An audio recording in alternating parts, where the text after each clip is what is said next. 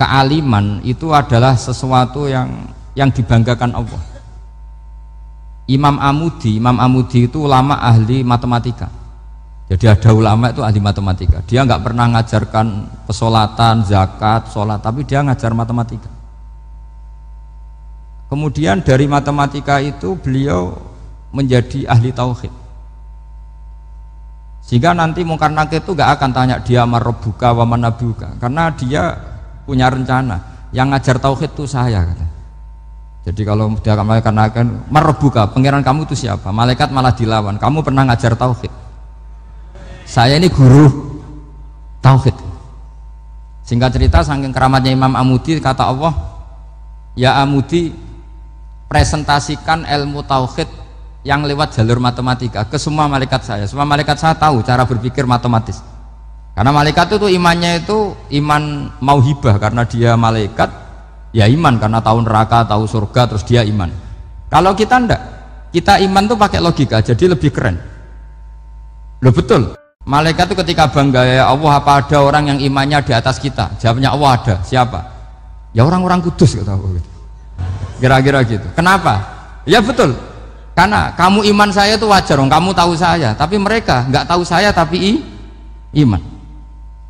Kenapa bisa iman ya Allah? Karena mereka punya logika, punya akal. Akhirnya Imam Amudi disuruh sama Allah, presentasikan logika tauhid kamu lewat jalur matematika.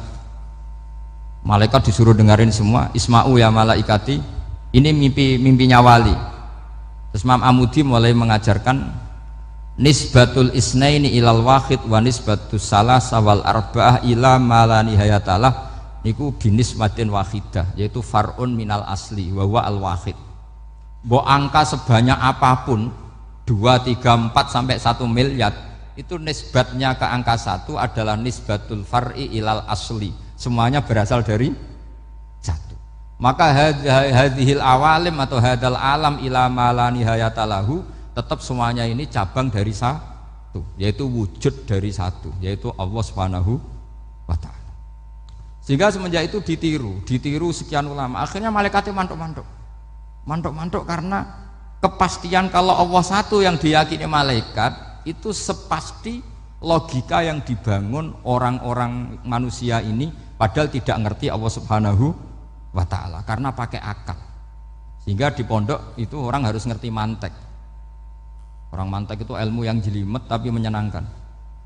Biasanya sing sinau ambek rokokan, sawangannya kayak filosof. Jadi paling gak agak paham dia alasan. Sementing nikmati rokok, tak pikir nikmati pemikirannya, ternyata nikmati rokok. Kayak kemarin saya datang ke resepsinya Gus Agil, saya itu tertawa terus karena dengerin Habib Mutahar. Saya membaca bahayanya rokok, setelah tahu bahayanya saya berhenti membaca.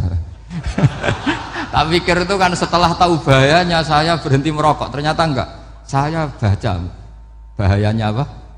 Merokok. Setelah saya baca, maka saya berhenti membaca, gitu. Bukan berhenti merokok. Itu ilmu kelas tinggi seperti itu harus mantap. Pernah beliau ditegur dokter, Beb, kalau rokok terus nanti mati. Tenang saja, saya masih bawa korek. Dikira itu kan orangnya yang mati, ternyata beliau enteng saja. Santai aja dok, saya masih bawa korek. Jadi saya bukan nyarankan santai rokok, tapi orang rokok itu memang punya logikanya sendiri. Kalau Banafek Hajen itu masih pernah bahasa juga, karena Banafek juga turunan Mbah Mutamakin. Hak, rokok itu haram tau ora? Nak cara kula darani haram sebuti Mbah. Lah iya, nak haram ya bener aku. Mulane tak obong, barang haram apike diobong. Jadi saya tuh saya sama orang-orang sepuh itu tidak pernah menang. Jadi apa ya? Mereka itu orang yang sudah lama, gimana ya? Mau dikatakan bulat itu ya, tapi memang nggak pernah kalah mereka. Ada satu kiai, masih misananya Banafek. Ini rokok 2 katanya. Bagi yang nggak ngerokok berarti membiarkan 2 haram masih. Bagi yang merokok berarti mengurangi haram. Kalah lagi saya. Jadi saya tuh pernah dibully 2 mbah saya, karena 2 mbah saya ini rokok semua. Akhirnya saya sing nom ngalah gitu.